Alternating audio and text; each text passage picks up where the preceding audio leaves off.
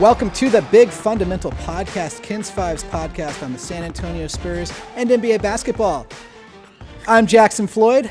Joining me today is Evan Klosky, and video killed the radio star. That's Tom Petrini over there. Money for nothing, chicks for free. You gotta try pretty hard to be louder than Evan Klosky. So I'm good luck. Bringing it with the wardrobe today. Stylistically louder, yeah. Our promos department, 2 walls down here, man.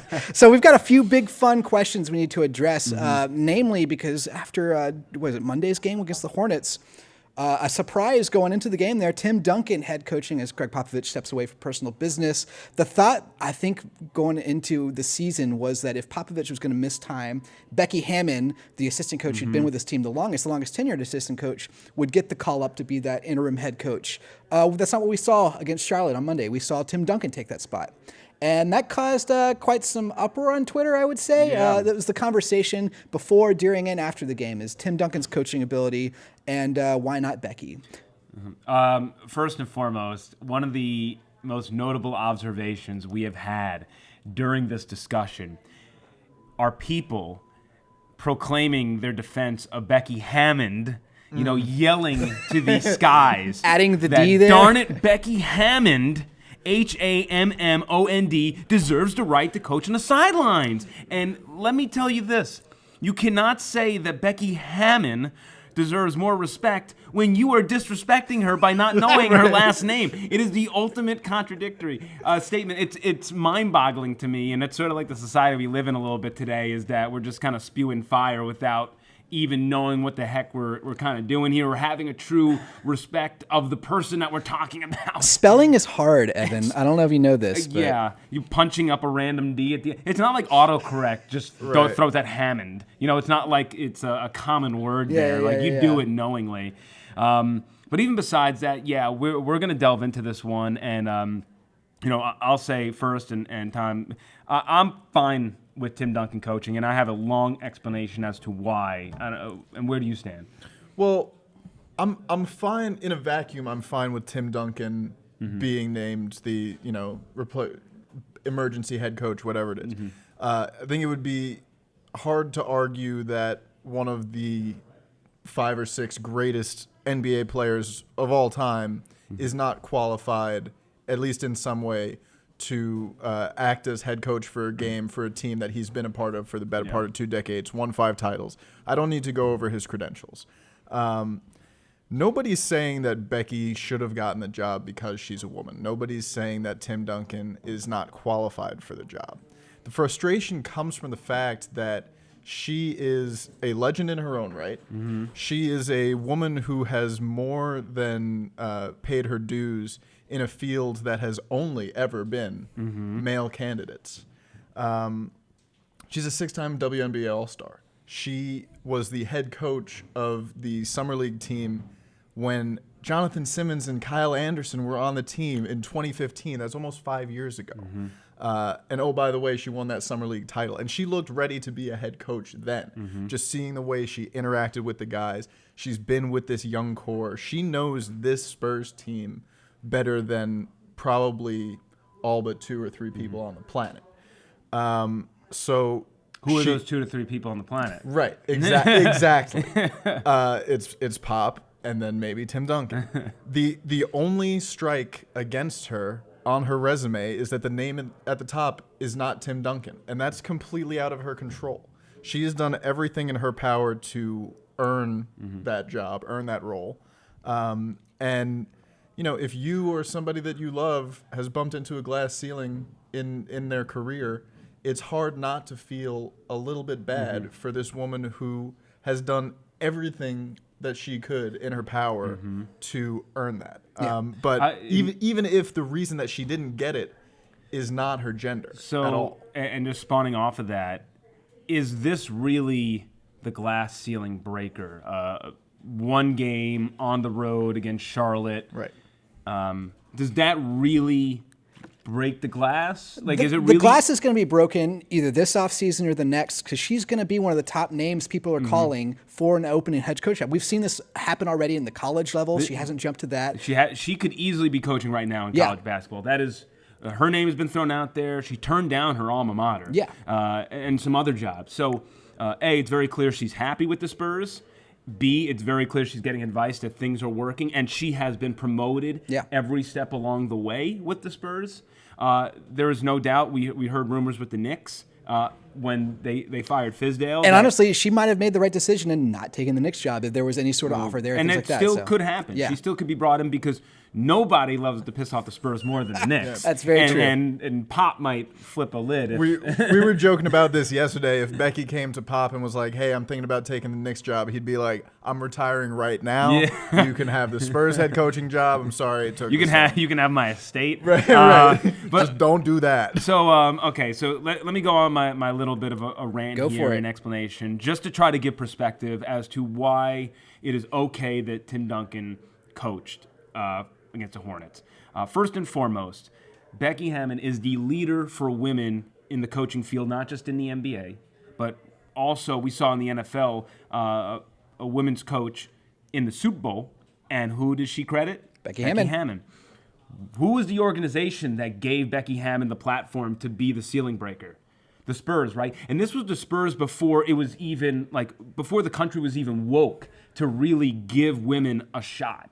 Now we are well more knowledgeable as a country to say, hey, women can do just as much as men, and that is very important. And I'm so proud of the movements we are making as a country on that front. This was pre-Hillary's nomination. That's what I'm saying. This was 7 years ago. I mean, this was way beyond it being in vogue. It was just literally Pop and R.C. Buford and the organization saying, this woman is freaking damn good at basketball and she can coach and she deserves a spot on this team because she's an asset. Yeah. Literally just looking at her qualifications, that is what they did. So that is what you have to understand when it comes to the San Antonio Spurs. You can't say that they're an organization that is afraid to break the glass ceiling when they're the ones that broke the glass ceiling in the first place. Yeah. We can't come at it from that contradictory route. Not with the Spurs.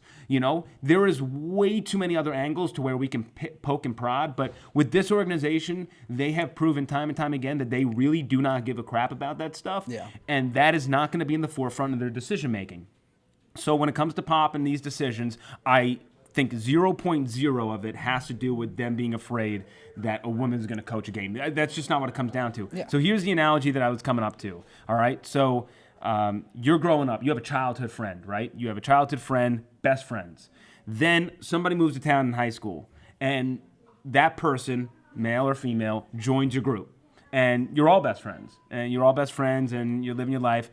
The person who moves to town and yourself then goes off to college. You guys are best friends. The other childhood friend goes to a different college. But you're still tight. You're FaceTiming occasionally. You're just not seeing each other all the time. But you're still very much in communication. Come home for the holidays, you see each other. College ends in 4 years. You come back. Things are just the way it used to be. Everybody's hanging out, all three friends. And then it comes down to the wedding. You need a best man, what best woman? What am I? Bridesmaid. Maid of honor. Maid of honor. Thank you. Thinking bridesmaid and maid of honor. And who are you going to choose? Are you going to choose the childhood friend you've known your entire life, or are you going to choose the one that your relationship has been growing with when they moved to town and you had that college experience? To me, it's the childhood friend, right? That's the one you've been through thick and thin with. That from day one they've been your person, and guess what? The person who just came into your life during high school and you've been friends with and you're guarding that is still going to be in the bridal party or a groomsman. It's just a matter of picking and choosing who is your go-to guy or girl. And that's Tim and Becky for me.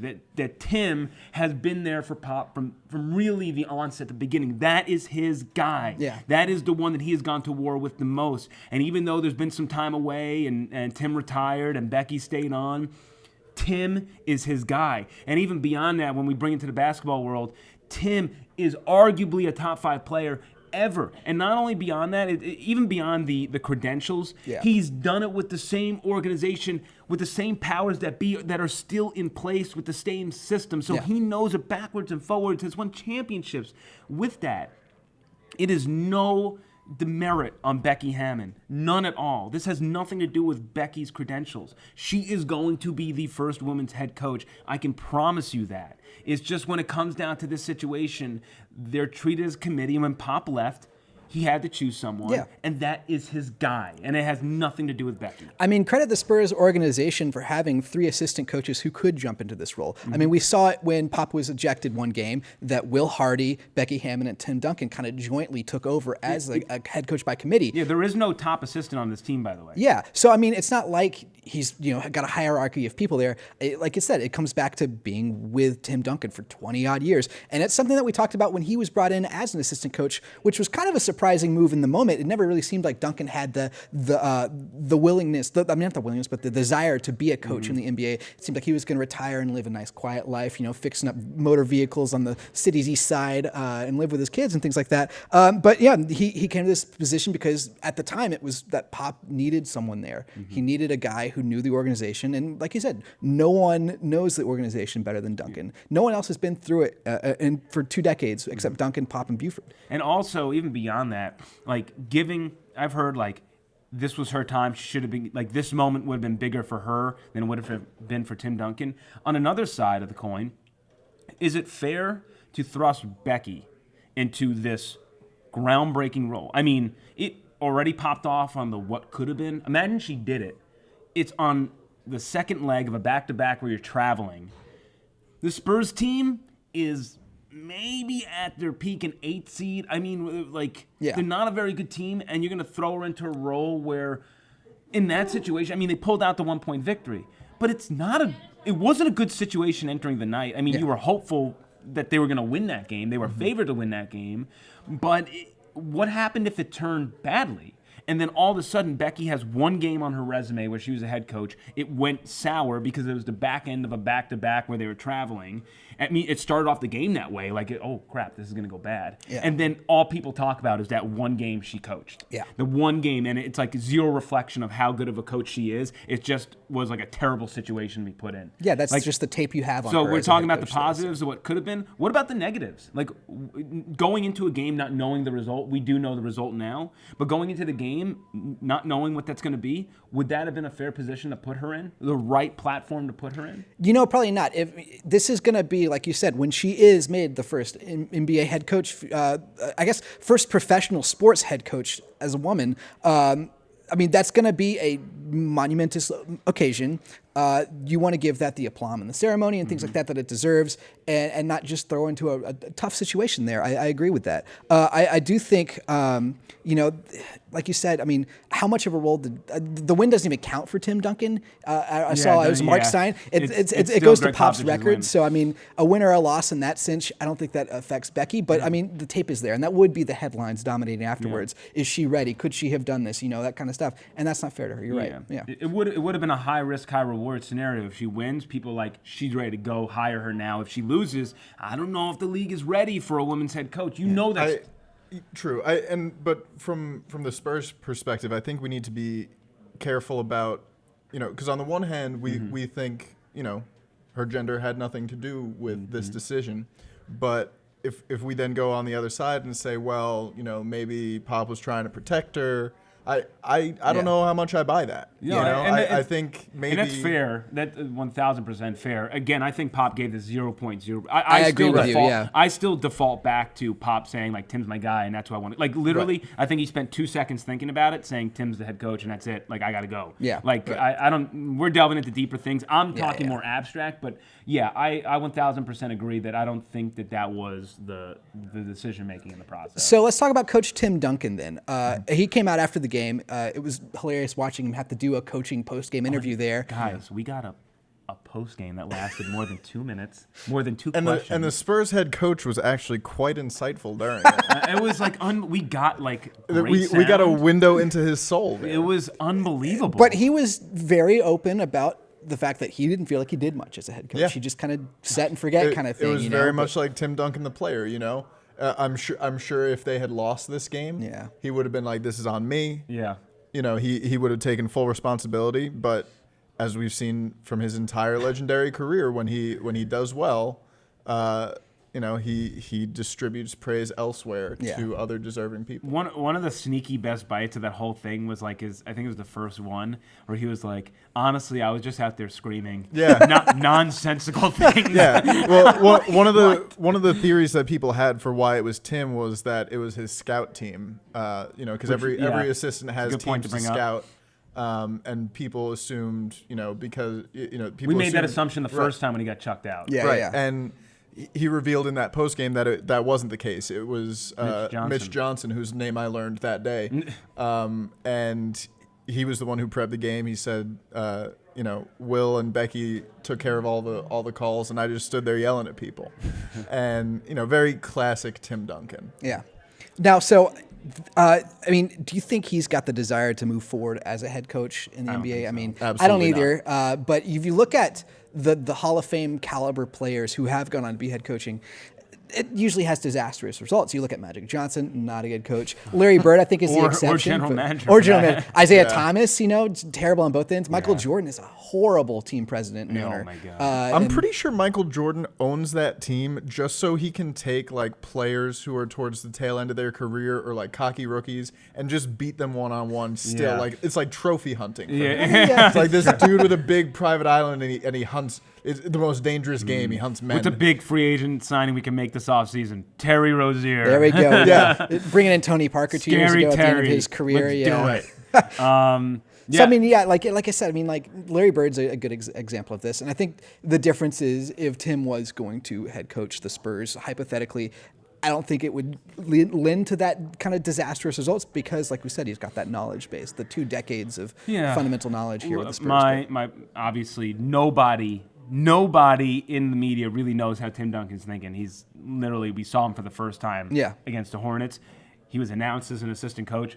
Not once have we talked to him, and that's sort of the standard protocol for the Spurs. But nonetheless, the harboring belief, this might be a one and done for Tim. Yeah. This literally might have just came down to Pop saying, I have 2 assistant coaches. I don't know who to make the third. I really don't have a good candidate. Tim, you're hanging around the team all the time anyway.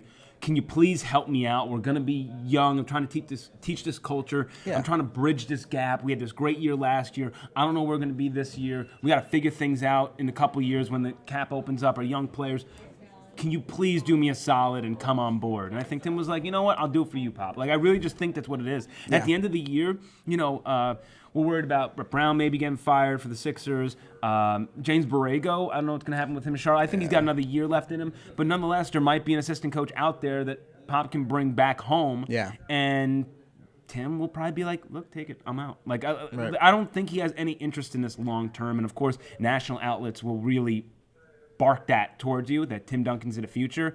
And I don't even know if Tim Duncan's the future in August. Like, I really don't. And so let's reevaluate that.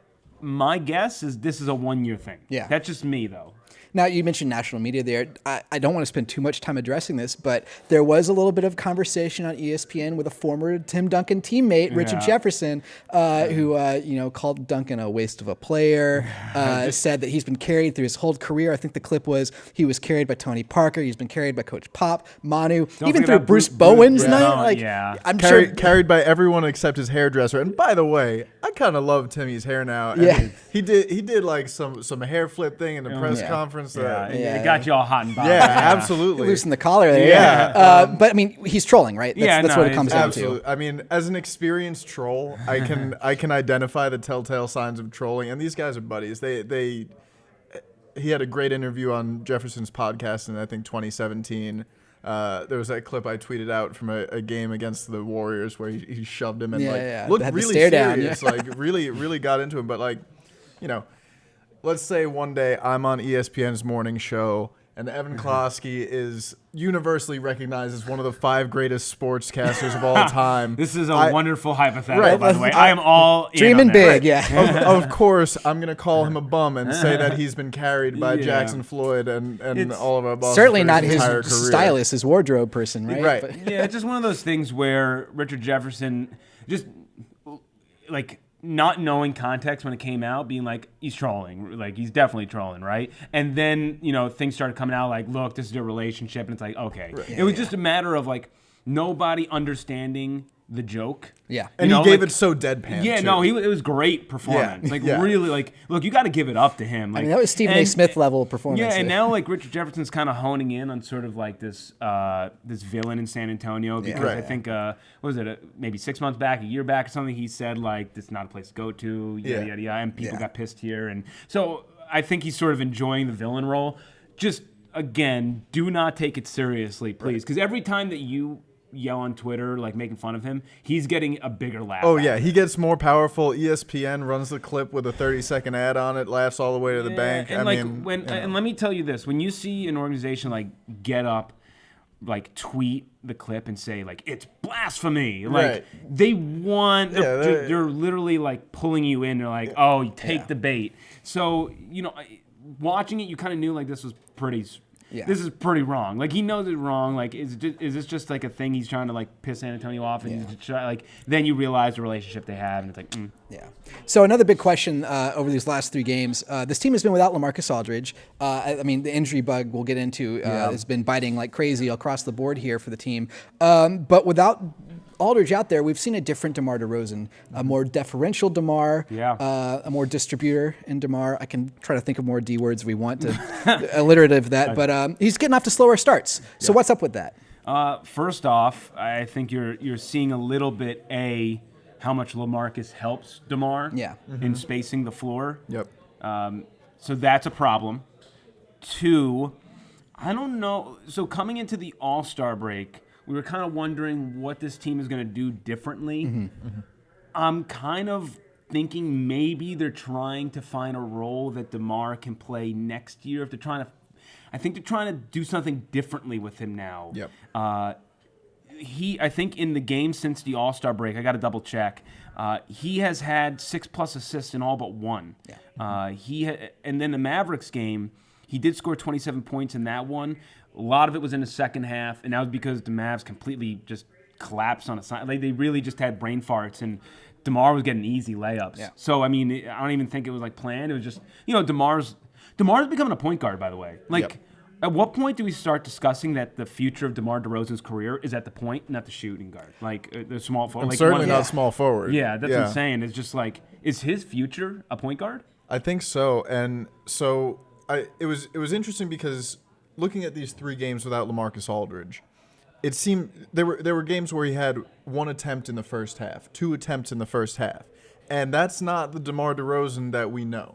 And my gut reaction when I was seeing this was, he's a better facilitator once he establishes himself as a scoring threat, once he is probing the defense, getting inside, getting guys to bite on his pump fakes, drawing multiple defenders. And the passes that he's been making in these first halves, he's not even penetrating. Yeah. He's dribbling up to the 3-point arc, obviously not going to shoot it, looking around and passing it to somebody else. But and so in my head I was like, that's got to be generating fewer scoring chances, right? That's not the case. In these 3 games without Lamarcus Aldridge, the games leading up to it, passes per game for the season, according to NBA's player tracking, 38 passes per game for 5.5 assists per game. In these 3 games without Lamarcus Aldridge, there have been 5 more passes per game, up to 43, but 9 assists. And so what that tells me, with the context of these not being really, passes off of really destructive penetration, is that he's deferring to some of these young guys, and they're making things happen. So that, and I think that ties into what you were saying earlier about they're trying to find a role for him for next year where, we've been saying it this whole time. When DeMar plays with the ball in his hands like that, it takes opportunities away from the young guys who, could be running pick and roll or isolations. And we've seen DeJounte Murray get more opportunities. We've seen, Derek White, even Keldon Johnson getting some more opportunities. And it's because DeMar DeRozan at the beginning of the shot clock is saying, here, you take it. And kind of getting out of the way. And he doesn't space the floor all too well.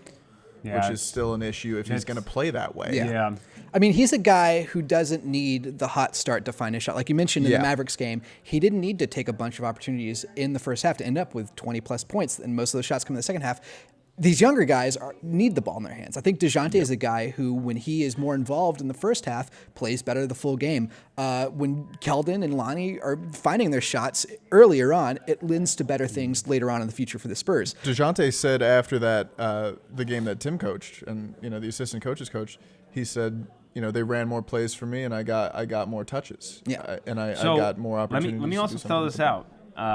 DeMar DeRozan, possibly a point guard in the future. Though I will say that the merit on him is 3-point shooting. Like you gotta, if you're gonna do that, you need to be a floor spacer at the same time. But DeJounte Murray, shooting guard in the future, not a point guard. Or small forward. Yeah. I mean, it makes sense to me because Murray is a guy who can defend larger guys at the 2 and maybe the 3. And someone like DeRozan isn't. But he's got the skills to defend those guys. That's where a lot of the better players are playing these days. So he's going to be matching up against Harden, against the Klay Thompson, those guys of the world. And I mean, as long as he can find a shot, that's the thing. Are we starting to see, fans are barking a little bit, but are we starting to see sort of the brain trust kind of doing some things now? DeJounte has been involved more. Now, I'm afraid to really go heavily on the praise because the last time we did that, and then he had 2 games where it's like, bro, what are you doing? Yeah. Like, you're not even making like a rec league layup. But honestly, I just think about it. Even at the end of games now that Derek White and DeJounte Murray have been playing more together, Pop calls on Derek to be the point guard. Mm-hmm. So obviously, in our heads, if we can go into Pop's head, push comes to shove, he trusts Derek more than DeJounte with the ball. Yeah. DeJounte's always had a problem with turnovers, and you would hope that he'd clean that up as his career progresses. And he has. But he hasn't. I mean, he's done a little bit, but there's still an issue there. Yeah, so I'm just wondering if DeJounte may be a better fit as a shooting guard moving forward. Well, basketball is becoming so positionless too. Yeah. I mean, if you I say that loosely. You know what I'm saying? As the primary engine of the offense. Essentially, that he's not controlling the initial initiator. Yeah, initial initiator. That's Evan's band name. The initial initiator initiating the initiation. I get what you're saying, and I like that a lot. I think it down the board. White has always reminded me of Manu Ginobili, and that's what Manu did. He'd come in with that second unit, and he would be the engine, and then he'd finish games as the guy driving the offense there. But you had Parker's the main guy. DeRozan as that main guy, I think works, and I think you're right. Seeing the brain trust kind of put that to pen to paper there, making things happen. Man, it works for James Harden. It works for Giannis to be the distributor, the guy who collapses the defense and then dishes it out. It's just those guys have a better 3-point shot. I mean, we're saying things. I mean, Giannis is still a below-average 3-point shooter, but he's better than DeRozan at it. So I mean, that's important to figure out DeMar's true fit. Yeah, and especially going forward in the NBA, where you need to be living on an island now. If we're going to project that the Rockets are the future of the NBA, right? If we're just going to assume that, DeMar can fit in offensively, but defensively, he is going to be so screwed. Yeah. So it's just wondering where that fits in also in the greater scheme of things.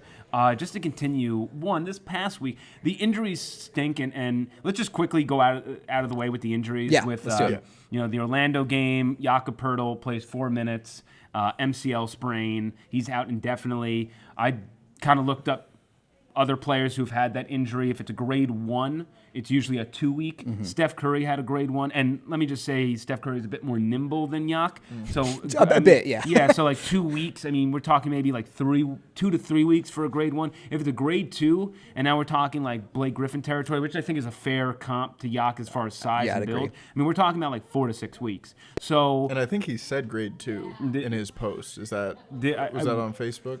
Maybe. I don't remember. I'll have to go back. And I don't remember hearing a grade. I assume it's a grade 2. Yeah.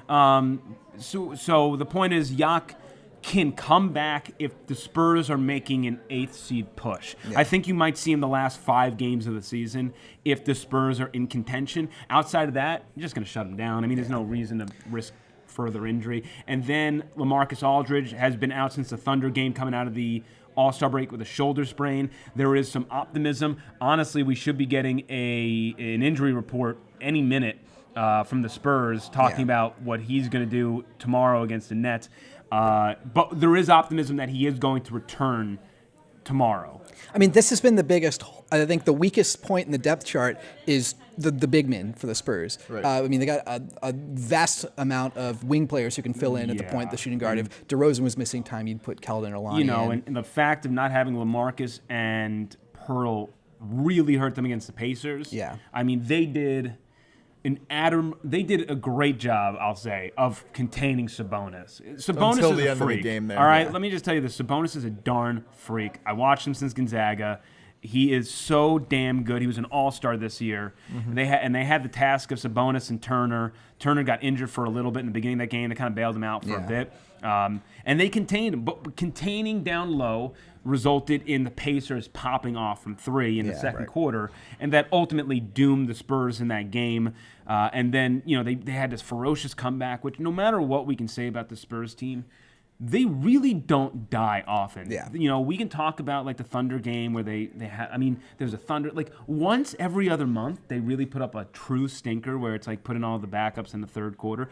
But they like every time you think they're like, oh, it's gonna be one of those games, they surge. They find it in themselves, and they were up by 4 because Lonnie Walker was a freak of nature that game, and then Sabonis came in and tired legs and working your buns off the entire day down low, and just Sabonis was getting second chance opportunities. Yeah. And it just, and then you were playing a game where you had to match them offensively, and it just, Lonnie Walker was the engine, and when that's done, they couldn't meet up. But I will say the small lineup for the Spurs with Gay at the 5 actually has not been bad. Yeah, which is curious because Gay himself has been pretty bad. I mean, the dude just can't guard the perimeter, man. Yeah. Every time you watch it, like when you take a look at threes, and if you have DVR, rewind it. Like I feel like 30-40% of the time it's Gay trying to guard the perimeter, and you're like, oh, there we go. I mean, what are you gonna do? Right.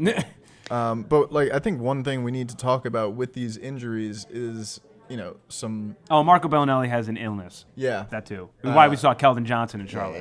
Yeah. Yeah, well, refrain. We know, Tom. We know. We know. But one thing we need to talk about is Chimezie Metu. Still in Austin. And ahead of we knew Lamarcus Aldridge would be out for the Orlando game.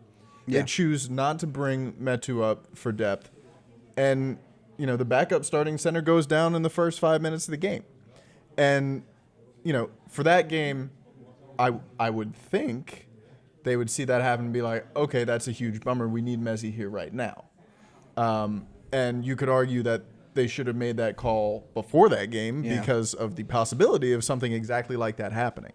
But he's played 2 games for Austin since Pirtle's injury. And he has been transcendent in those games. He's been so fantastic. Here are his lines.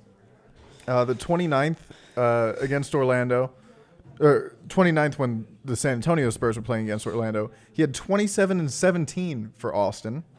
And then on March 3rd, he had 34 points, 8 boards, and hit 3 of 4 threes.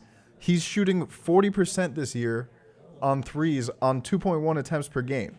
Last year, it was 22% on 0.7 attempts per game. I watched a lot of him in Austin last year. I was at a lot of those games, and watching him, I said, I'm not sure about his, how he projects to the next level unless he can complete his outside game. Unless he can become a really complete and versatile player on both ends of the floor at his size, that will be the thing that gets him minutes if he can do that. And he has absolutely done that in Austin. If you watch the tape, I mean, he's got a little bit of everything in his bag. I mean, the opportunities here in San Antonio this year for him haven't been there. He hasn't really had too many chances to get into the game. But when he does, he's not good. I don't know what I mean, I would maybe describe him below average at best, but a little bit gun shy. Yeah, the shot's not there. He's hitting the threes in Austin. I just think he's been hesitant. I think that's the first thing that you notice. It's a comfort thing. Yeah, so I just think that every time he's got into the NBA game, he's not 100% sure what to do in a sense. Yeah.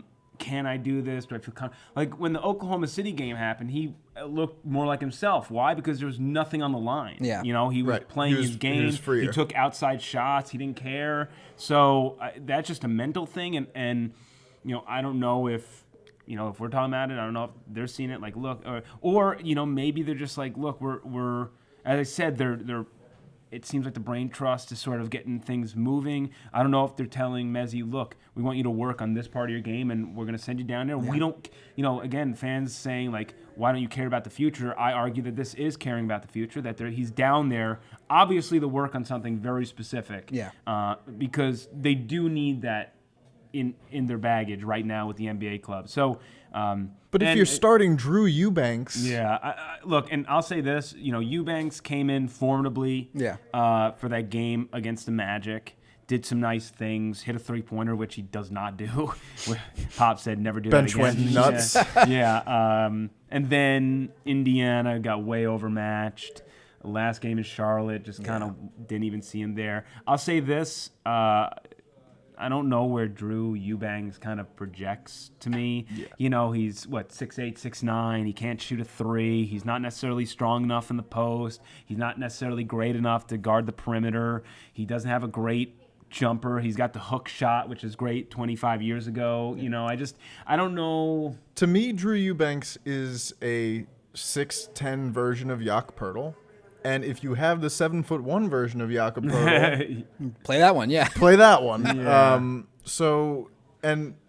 Watching Drew in Austin, there's a lot to like about him as a player. There's a lot to like about his game. All of the San Antonio inside baseball coaching words, like activity. He's a very high activity player. Yeah. Active hands, active feet. He's a smart player. But he couldn't keep anybody off the glass in the Pacers game, which is to be understood. I mean, you're going against Miles Turner, who's a freak, and Domantas Sabonis, who is also a freak. Yeah. So, you can't blame him too much for not thriving in a situation where, just by the very nature of it, he's overmatched. Yeah. I agree. I mean, I don't see Eubanks has been one of those guys who's been an integral part of the community in San Antonio. Yeah. He's one of the coffee gang, go out and get the first coffee. First team all bench mob. Yeah. He, I think, inherited Patty Mills' towel when Mills started getting more meaningful minutes too. But no, I don't know what the future offers for him. Yeah. And I think maybe if this is a future forward team right now, I don't know, like you said, max potential right now is 8th seed. Give the time to Messier. He might not be ready there, but he's only going to get ready. I am. I know I said all those things about Messier, but I am confused that why Messier isn't with the team right now. That's the thing. Yeah, and those numbers, I will say, is also a product of the fact that literally all the best Austin Spurs are outside. Even Q, I think, is with the team. Yeah, literally all the best Austin Spurs are with the Spurs. So Mezzi is like the engine for that team. So, I mean, it's all going through him. Yeah. Whereas when you started the season, and that's not to say that Mezzi wasn't great to begin the season, because, I mean, he has great numbers throughout. So it's just, I am surprised Mezzi's not with the team. The sort of the supplemental part of having all the injuries is that we're seeing sort of different things. I do want to transition a little bit into Keldon playing, which I really liked. I mean, it like Marco gets an illness. And Pop's not there, so there's literally no way that Marco can get into the game. Right. And so I still was expecting him to descend from the rafters. Yeah. Is that Bellinelli's music? Oh my God. Oh, you got like Vince McMahon. It's me. What was that, like Yoshi? Did you just pull it? No, you did it like Wario. But like, so with those two worlds colliding, we finally got Keldon Johnson into a game, and it's what we've been clamoring for all the time. He actually hit a 3-pointer, which was nice to see. Again, that's not going to be his bread and butter. I don't, think that's going to be a trend. Yeah. But nonetheless, I think he only shot 4 times, right? But he has an unbelievable ability to finish at the rim. Yeah. Like, it is so impressive. And he is not even, like, strong yet, Like, he hasn't even built his body yet. To think about him he was going through players at least 4 inches taller than him at the rim, and we at said the about NBA level. We said that about Nerlens Noel when he played in OKC. He was doing the same thing against Charlotte. He got some great buckets down low and really tough. One was in transition where he had to kind of slow himself down, finish at the rim. It kind of looked pretty easy for him. Honestly, he gets right next to the basket, and it's like, oh, he's gonna finish. Like it'd be super. Like, what is he, like 68% around the rim? Like around the rim, he's fantastic. And you said he hasn't even filled out yet. But when he was drafted and going into summer league and all of that, you could tell that he had the most NBA-ready body out of the rookies that the Spurs drafted. And I will always remember, like, the moment I fell in love with Keldon Johnson was he drove, it was in transition, and he got a dunker layup through contact, wound up on his butt, looking directly into the camera, and he just goes, "Big body!" Yeah, it's fun. He always does. And that was it for me. I was like, I love this kid. I want Spur to for play life, yeah. 25 minutes a game. The big body stuff, by the way, is like his thing. Like, yeah. if you like, He's made it his he trademark. says when I was at a Spurs game before a Ken's 5 hit, he was shooting around. It wasn't in a game he got into, but he was screaming during the practice session. He gets fired up. Yeah, I mean, his motor is the best thing about him to me. Is every second he's on the floor, it's not even like he has some dog in him. It's like he actually is a dog out there on a basketball court with a ball and 9 humans. Yeah. And he's just chasing it with that level of intensity compared to everybody else. So, out there. Evan, you brought up the fact that he did hit a 3-point game, and then that game, and you said that's not what he projects to. Yeah. I'm going to get a little big fun hypothetical here with what he does project to, and also going to do something that I usually hate, but I'm a hypocrite, so I'm going to do it right now. I openly admit to it. It's okay. Right. As long as you own it. I hate cross sports metaphors, but the Spurs, as we talked about in that Pacers game, we've seen it several other times through this season. They don't have a closer. They can come back in games. That middle relief is strong there, but when it comes down to the bottom of the ninth and you need someone to close out the game, Mariano Rivera is not walking through the fence there. They're not even have a capable closer. You'd hope that would be DeMar, Lamarcus. DeMar has never been that guy in his career. Lamarcus is a little more hesitant in the shots towards the end of the game there, and defers to DeMar to do it, and that's not him. DeMar's had moments. He's had moments. He's had a couple big shots. I think he's not afraid to take those shots. Yeah. I think they're both not labeled clutch players. I got you. But Keldon will be the closer for this team in a couple years. So. He'll be the Manu was the closer that they miss right now, and I think he's the guy. He's the dog. He's got that energy. He's got the willingness to do that. He's going into the paint when it gets harder towards the end of the games to score in the paint. He's going to be able to do that. I think he kind of reminds me of Dwayne Wade in those first 2 years in Miami, where Dwayne didn't have an outside shot at the time, but he was going into the paint, he was making contact, and he was finding a way to finish some amazing theatrical shots at the rim there. And that's what Keldon can do. I mean, he's not there yet. Give him a couple years. I think he will be, but that's the guy that the Spurs need. I think maybe Lonnie might be the closer, but it's not Keldon. He's shown the ability to do the same thing there. Yeah, we'll see. I definitely actually agree with you with Keldon, because Keldon has that build. With Lonnie's more of like a heat check guy. Yeah. I think with Lonnie, it's more of like, dude, and you see this with Pop. He notices it, and he's like, I'm riding this guy out. Yeah. And I just think with Lonnie right now, make the next step is he's got to be locked in and day out, game in, game out, because he'll have the tremendous performance we saw against the Pacers, but then we go back to the game before against the Magic, and he was awful. Awful was, from physically not looking there, he made a mental mistake. I mean, literally Terrence Ross. I did a thing on Ken's 5 Sunday night about fans kind of saying it's, Pop picks on Walker. And I've said this on the podcast multiple times. I'll continue to say it. At the beginning of the year, I thought it was unfair. I thought Walker should have been in. We can blame Pop for that. I think he deserves that blame. But when a moment like that happens, before the game, Popovich is telling Bill Land, the number one key to this game is to stop Terrence Ross off the bench. It is pivotal. It's make or break. I mean, he literally, and if you look at the quarters go by, Derek White is on him, face guarding him, and then whether that's Mills or Forbes, and this isn't about Forbes being a better defender. It's not that. But Lonnie had the assignment on Terrence Ross immediately after White left the game. It was like, okay, it's now your job. And you notice how important it is because Lonnie is one of the best defenders. He's putting him on Terrence Ross. And the first thing that Lonnie does is he cheats to help. Terrence Ross just circles around the perimeter, easy wide open three. And you can't do that. And that's just stuff that is going to help Lonnie going forward. And what happened? Lonnie played the next game. Yeah. But those are the things that Lonnie still is learning, is to be locked in, game out, and not to have those mental farts. I think the thing that frustrates a lot of fans, certainly frustrated me earlier in the year and now, is the double standard, or the perceived double standard, where you have guys like Bryn Forbes getting burnt on backdoor cuts every time you look up at the screen. Yeah. and then you see Lonnie make a mental mistake and he's getting chewed out for it. Yeah. It's the expectation, I think, Right. for those guys, I was right? gonna say, like, maybe part of jumped it in there, is yeah.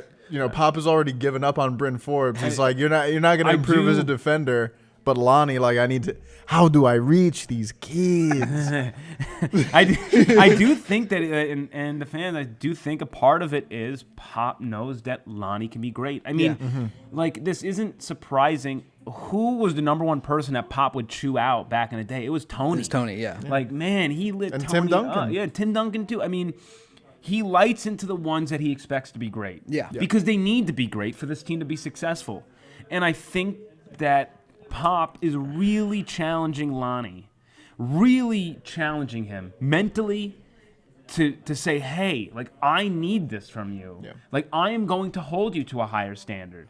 And maybe you view that as not fair, but you hope that in 2 to 3 years you can look back and say it's though, like, Lonnie can have quotes that says, like, the moments where I was getting chewed out, like, I can tell you that helped me get to where I am today. Yeah. I think the thing that one of the other things that fans are thinking about is, yes, Pop making it difficult on Lonnie. Pressure makes diamonds, but there's been enough struggle this year without adding any, on your own. It's been a tough year, and there have been a whole lot of moments throughout the year where it's like, this we need to get something done now. So, like, I've been, very online this season, and I understand and empathize and feel the same way with a lot of the stuff, but it all comes back to Pop expects a lot from him because he has tremendous potential. Yeah. We spent a lot of this podcast talking future forward here. What's next for DeMar? What is next for these young guys here? Mezier's role, things like that. Even talking about future forward head coaches here. Does that mean we've given up on this season? Like, what's the chances for playoffs here now? First off, I'm going to answer your question, but please, like, at some point, I feel so disrespectful to Trey Lyles after the week he has that we have not even mentioned him. Oh, yeah. So been please, good. Jackson, like... Yeah, we'll end with a Trey Lyles note here. Loop us back in there, cool, but I don't think it's necessarily giving up. I honestly, if they lost the Hornets game, I was going to wave in the white flag. Yeah. I was going to say... I said this in the podcast before going into... After the rodeo road trip, 9-4. When they get to 5 losses, I'm waving the white flag. Mm-hmm. So they're at 2 right now. So I'm not waving the white flag yet. But now, because you lost that game against the Pacers, you have created very minimal wiggle room because you still have games against Denver and Utah. And trying to think of, there's a couple more playoff type teams. Jazz don't scare me. Yeah, you beat the Jazz twice. So you can really beat the Jazz like 3 times. Like, I'm just wondering about that. Like, you've already gotten your 2 wins against the Jazz. I mean, they're looking really bad right now. So we'll see how they look. But you get Dallas again. They saw the Golden State game in the schedule too, right? And Curry's back. Curry's so back. That's not going to be a cakewalk anymore. Yeah. So I mean, though I will say that even when Curry was on the team at the beginning of the season, they weren't good. That's very true. But yeah, now and I will say this: it's not like Curry on the team affected them too much at home against the Warriors early in the season. They took them to overtime. So it can't be much worse. But the next 2 games here, at the Nets, at the Cavs, need to win both of those. You need to win them. Absolutely. The need Grizzlies to win both of those. Grizzlies beat the Nets by like 40 points. Yeah. My brother was at that game too, and he's a Grizzlies fan, so he was feeling pretty good about that. Thanks for that one, Brooklyn. Appreciate it. Yeah, way to step up. I mean, how Spurs season 2020 would it be if? Well, what it's going to come down to is the play of Trey Lyles. If he can keep the hot streak up. And I'll say with the Grizzlies, because I've been the notable Grizzlies aren't in the 8th seed. The Grizzlies are now in the soft part of their schedule. Yeah. Their last 15, 14 games are like brutal. And they're 4 games ahead of the Spurs right now in the standings. They're absolutely brutal. The Spurs are actually in that 14, 15-game window. So if the Spurs are theoretically still in at that time, that's going to be a battle. Yeah. Because both teams are going to know what the stakes are. Blazers, Jazz, Spurs, Thunder, Bucks, Pelicans, Celtics, Raptors. Yeah. That's how Memphis closes the season. Yeah. And that's back-to-back brutal. games against freaking Zion. Yeah. I mean, and on that stretch we're going to see Zion. Yeah. So I mean, it's like, crap. I mean, you want to make the playoffs, you better have a consistent stretch. Like you have to at one point in the season to like make the playoffs. Yeah. So I mean, literally we're this far deep, and the Spurs have won 3 games in a row. What, twice? Twice. They've never won more than 3 games in a row. That's so insane. That's just it's crazy that they're still in this position. Shows you how up and down they are. Yeah. And how up and down the whole league has been too. None of these teams in that 7, 8, 9, 10 spot has really pulled ahead. Yeah. I mean, Memphis has done a great job holding it in, but that lead has never ballooned to more than 5 games behind or anything. Yeah, like that. we're gonna and when the season does end, we're gonna have some crazy big fun trade scenarios because. It's going to be big I'm and excited. fun. Like, yeah. I don't know what the Blazers are gonna do. Like the Blazers got to blow it up, right? I know Nurkic didn't play this year, but like, at what point do you? And I know that last year they were inches away from. I don't want to say inches. They got really blown out in the Western Conference Finals, but they made it to the Western Conference. Yeah. At what point do you say this isn't working and we need like a better? We need Lamarcus Aldridge back.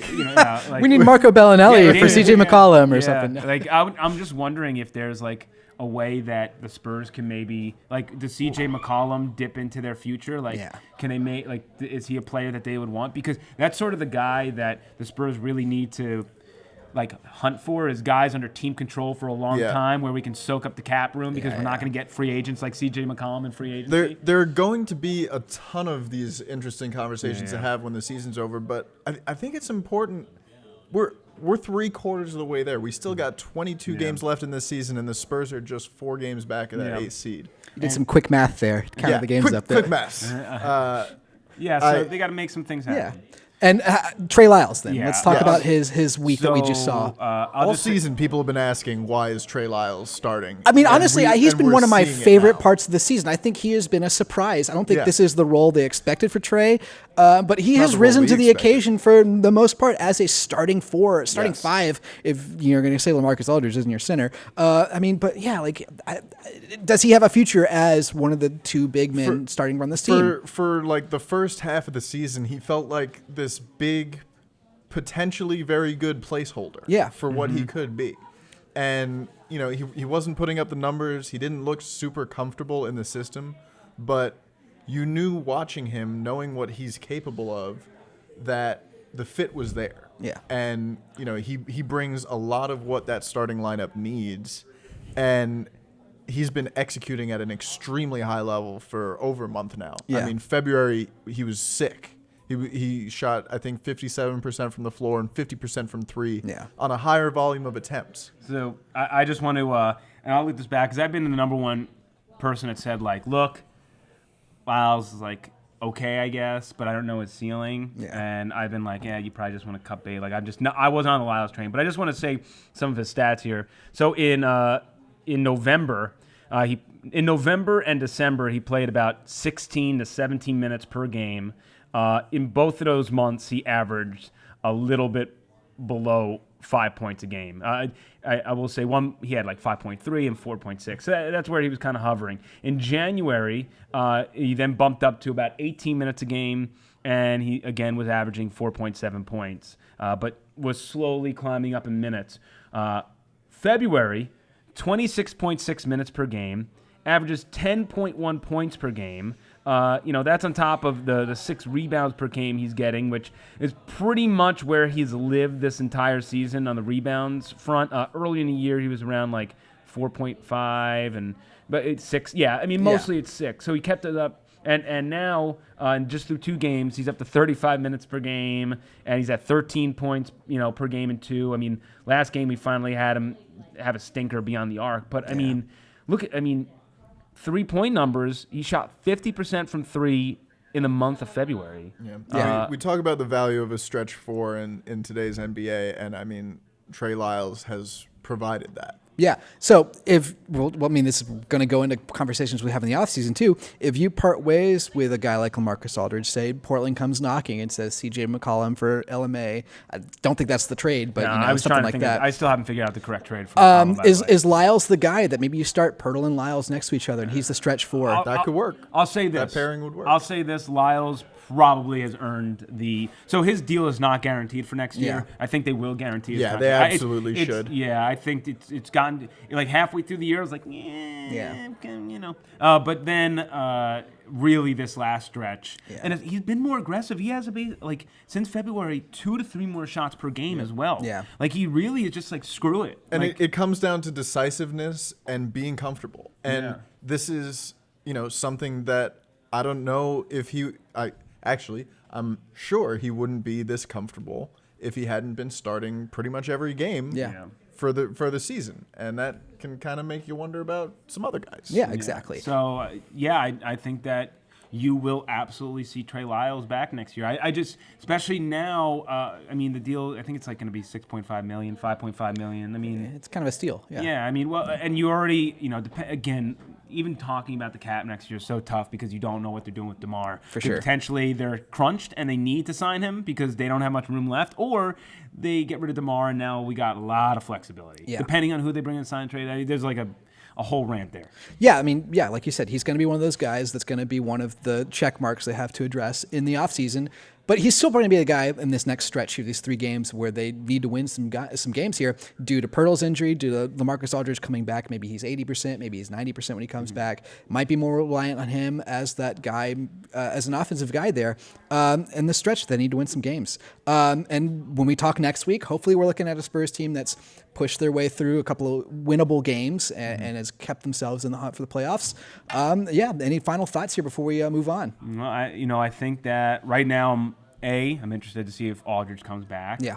And if he does come back, I want to see if that changes DeMar's role, the team's role, and how they've been going. B, you got to win in Brooklyn, you got to win in Cleveland, and let's reevaluate when you come back home. But you got to take them. I mean, really, it's just you can't. With some tough teams left in the schedule, you can't cough up these games.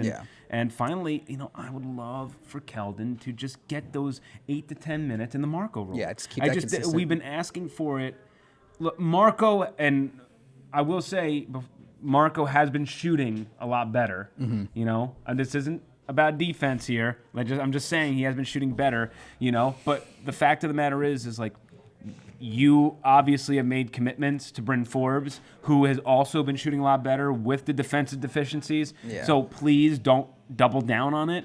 Just like Keldon can do some stuff, and he will provide you defense. Just let me see it. Like I don't know. There's something like with all these injuries, it's been a bit freeing to just kind of watch these games. I think Spurs fans are like so happy, like not happy about the injuries. Some are, and you guys are. I'm going to refrain from the words I'd use.